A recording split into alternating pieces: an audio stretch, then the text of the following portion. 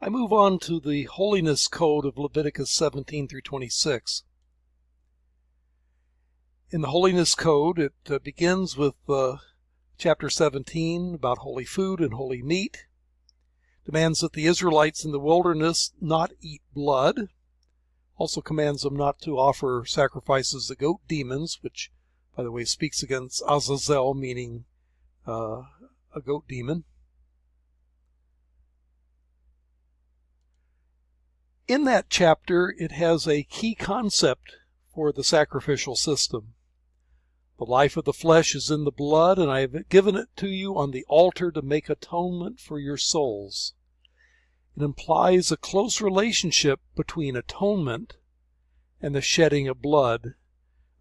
See Hebrews chapter 9, verse 22 for a similar connection between the shedding of blood and atonement. Sin is so serious a thing that only with the death of a substitute can it be forgiven. Again, this foreshadows or anticipates the death of Christ.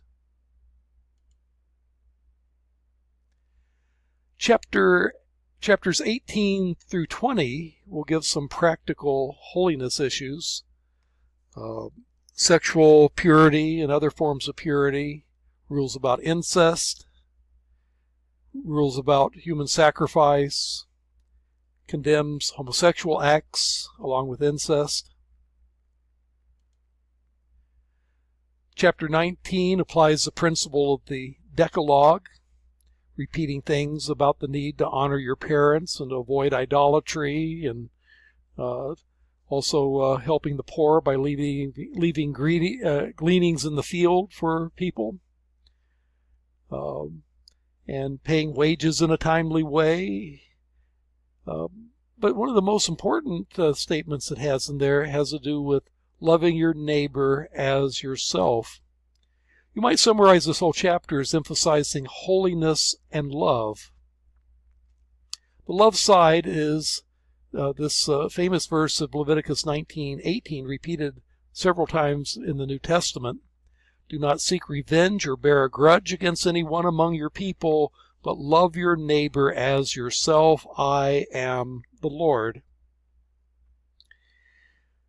Jesus lists this loving your neighbor along with Deuteronomy's command to love God as the two greatest commandments. We've talked about the special holiness of priests. Among the things that they were told, they couldn't marry non-virgins. A prophet could. Hosea apparently does, but priests could not. They could not bury dead people. They could not be disfigured or have a skin disease, parallel with the man that animals be unblemished.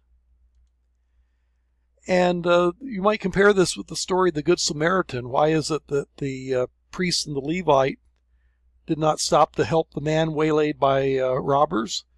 Well, if he had been dead, they would have contracted uncleanness and not been able to do their duties when they went to Jerusalem.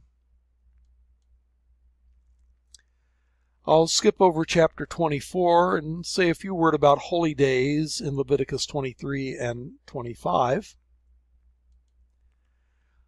A number of the holidays were based on, you might call, a Sabbath-type principle.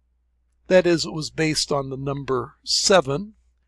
For example, the Sabbath day itself occurred every 7 days. That was a Sabbath day principle. Then you have the Sabbath month, which was the 7th month. And then you have the Sabbath year, which was every 7 years. And then you have the year Jubilee, which occurred every 7 times 7 years. But then this section also deals with other holidays like Passover and the Feast of Weeks and the Feast of Booths and the Day of Atonement. To these we can add other holidays like the new moon, which is mentioned in the book of Numbers, and Purim, which is in the book of Esther. And if you were to complete a survey of Jewish holidays, others actually come into being after Old Testament times, like the festival of Hanukkah, which is mentioned in 1 Maccabees, also mentioned in John's Gospel. And the 9th of Ab may be referred to in Zechariah, although that may come later. And then there's one called Joy of Torah that doesn't come into biblical teaching. The holidays on a Sabbath principle. First of all, the Sabbath day occurred every 7 days, which we already talked about in the 10 Commandments. Then there was the Sabbath month, which occurred, the 7th month was a special month in the calendar. On that, you would have a couple of major holidays, the Jewish New Year, Rosh Hashanah, and Yom Kippur, the Day of Atonement, and the Feast of Booths or Tabernacles, Sukkot, occurred on those days as well. And then there was a Sabbath year. Every 7th year, the land was supposed to lie fallow so that the poor could reap what came up of its own. And there was also apparently a temporary release from debt during the Sabbath year. But then you have the Sabbath of Sabbaths, which is the year of Jubilee. Every 7 times 7 years, or 49 years. During the year of Jubilee, slaves were supposed to be freed, and all the lands returned to their original owners. Now, this would be after they conquered the land. They divvy it out among the tribes and the clans and the families. But every 49 years, it would go back to whatever family originally owned it. It's not exactly clear that the year of Jubilee was ever actually enacted, but its purpose was so that poverty would not become permanent in Israel. Once a lifetime, everybody get a new deal. They could start over again and have their land back if they lost it through economic ups and downs. There was a similar custom known in the ancient Near East. At the beginning of the reigns of kings, they sometime issue a decree that at least had a similar effect to the year of Jubilee. We have, for example, the Edict of Amisaduqa, dating to the 17th century BC, where he proclaimed release in the land, where debts were forgiven, and slaves that were debt slaves could go then free. Yet another set of festivals would be the 3 pilgrim feasts. 3 times a year they were to make pilgrimage, as Deuteronomy 16:16 describes, the Feast of Passover, the Feast of Weeks, and the Feast of Booths, or Tabernacles. We've already talked about Passover, so I won't go into that in any great detail. The Feast of Weeks is also known as Pentecost because it occurred 50 days after Passover, related to Penta, which has to do with 5. It was a harvest festival, also called the Feast of the Harvest or the Day of the First Fruit, and it would celebrate the early wheat harvest. There's also the Feast of Tabernacles, also called the Feast of Booths, depending on which translation you follow. You can see the references in Leviticus where these are talked about.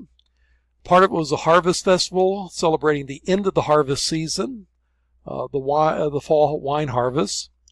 But it was also a historical aspect. You were to remember while you lived in temporary shelters the fact that you didn't have any permanent residence when you lived in the desert. And so it remembered the wilderness wanderings. And then there's a few minor holidays that we could mention. Every new moon was a holiday. Numbers 10:10 will mention that. The Book of Esther adds the festival of Purim, which we'll talk about when we get to Esther. There's other festivals that occur after Old Testament times that I won't go into, Hanukkah and 9th of Ab. Chapter 26 is important because it's a chapter on blessings and cursings. If you obey, you'll be blessed. If you disobey, you'll bring a curse upon yourself. That curse could imply expulsion from the land. And yet there's a note of grace there that when they disobey and they repent, God will restore them. And then in chapter 27, you have redemption of persons and things vowed to the Lord. So what do you do if you made a vow, maybe a rash vow? You promised God that you would give him your favorite cow. Well, then you decide that I'm not so sure I want to do that. Well, there is a way of getting out of a vow.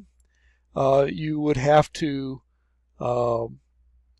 give a redemption price in money to substitute for the thing that you vowed to the Lord.